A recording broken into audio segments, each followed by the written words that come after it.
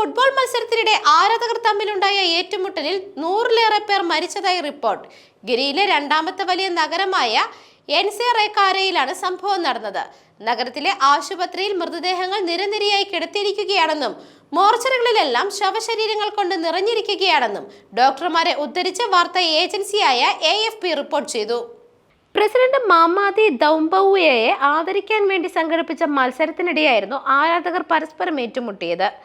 റഫറിയുടെ ഒരു തീരുമാനമാണ് അക്രമ സംഭവങ്ങൾക്ക് വഴിവെച്ചത്. ഇതിനെ തുടർന്നാണ് ടീമുകളുടെ ആരാധകർ ഗ്രൗണ്ട് കയ്യേറിയതോടെ അക്രമങ്ങൾ ആരംഭിച്ചത്. തുടർന്ന് അക്രമം തെരുവിലേക്കും വ്യാപിച്ചു.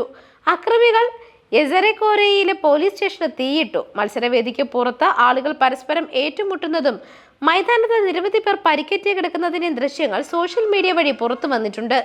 2021 നിലവിലെ ആൽഫ കൊണ്ടയുടെ ഭരണകൂടത്തെ അട്ടിമറിച്ച് ഭരണം പിടിച്ചെടുത്ത നേതാവാണ് സൈനികൻ കൂടിയായ ദൗംബയ്യ. വരാനിരിക്കുന്ന പൊതുതിരഞ്ഞെടുപ്പിൽ ഭരണം നിലനിർത്താനുള്ള ശ്രമങ്ങളുടെ ഭാഗമായിട്ടാണ് രാജ്യത്തിന്റെ പല ഭാഗങ്ങളിലും ഇത്തരം ഫുട്ബോൾ ടൂർണമെന്റുകൾ സംഘടിപ്പിച്ചു വരുന്നത്. News desk മെഗ്നവിഷൻ.